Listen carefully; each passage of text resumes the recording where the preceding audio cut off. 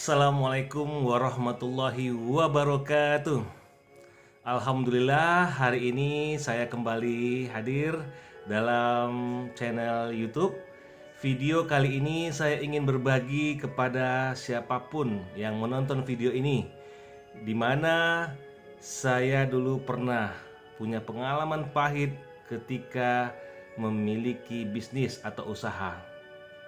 Kenapa? Karena ada kesalahan fatal selaku pengusaha di mana menggunakan utang sebagai solusi utama.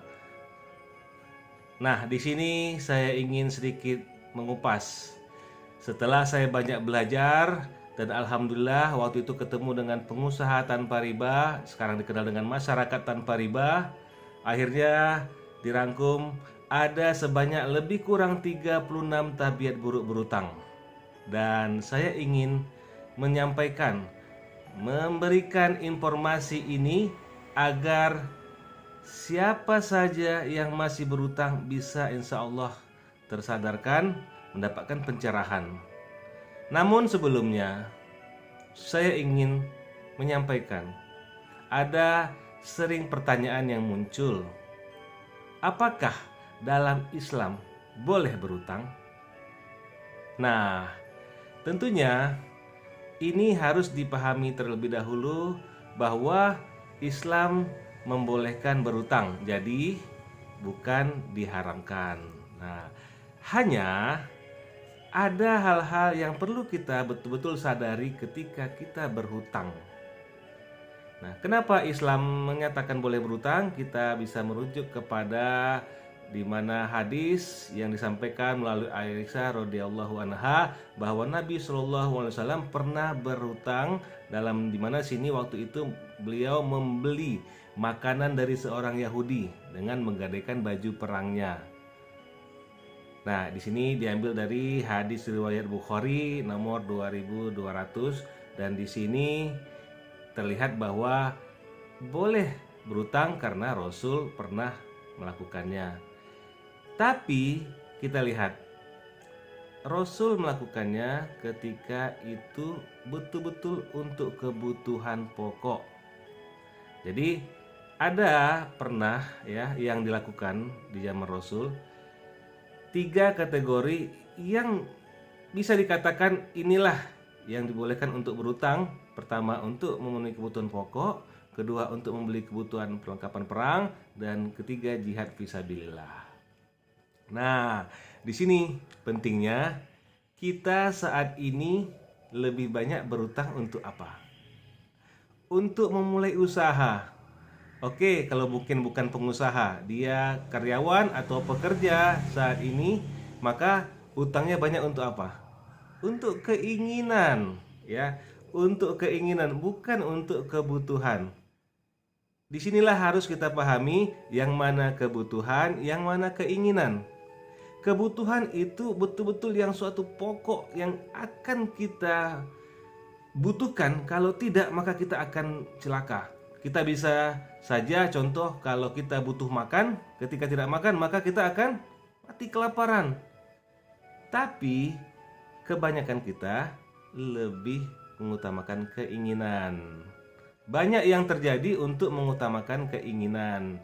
Contoh, kalau selama ini makan sebagai kebutuhan, tapi makan di restoran, makan pizza, makan mewah, itu bukanlah kebutuhan, tapi keinginan.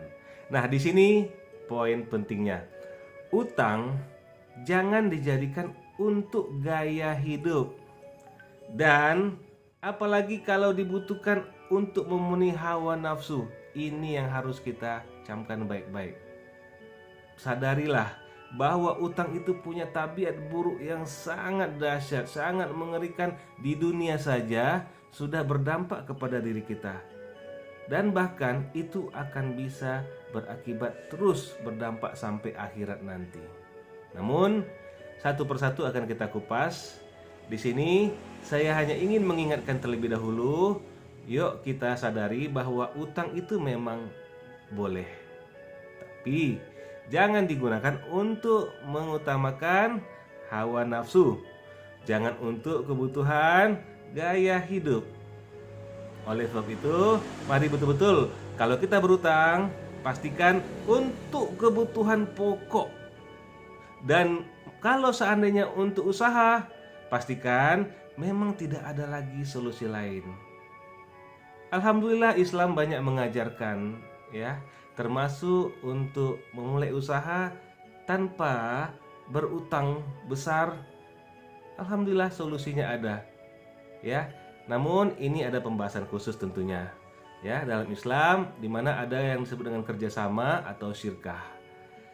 Namun orang tetap memilih utang solusi untuk memenuhi kebutuhan, untuk memulai bisnis dan lain-lainnya. Nah, untuk kali ini saya hanya mengupas tentang boleh berutang dan bagaimana tentang keinginan kebutuhan. Jangan lagi kita sibuk dengan memenuhi keinginan ya untuk gaya hidup, untuk hawa nafsu. Yuk kita betul-betul sadari kita saat ini hanya untuk kebutuhan pokok saja, dan kalau bisa hentikan, tiada lagi kebiasaan berutang. Ya, kami alhamdulillah di masyarakat tanpa riba sudah mulai membiasakan untuk selalu cash. Makanya ini salam cash ya, salam lunas. Itu saja dari saya hari ini. Kali ini video ini semoga bisa bermanfaat. Nantikan video-video berikutnya. Insya Allah saya akan berikan tabiat buruk berutang di dunia, dan insya Allah akan juga diberikan konsekuensi di akhirat nanti. Terima kasih atas perhatiannya telah menonton video ini. Ingat like dan subscribe. Semoga bermanfaat. Silahkan di sharing juga, dibagikan. Semoga menjadi amal jariah bagi kita semuanya, mendapatkan MLP, multi level pahala. Jazakumullah khairan katsiran.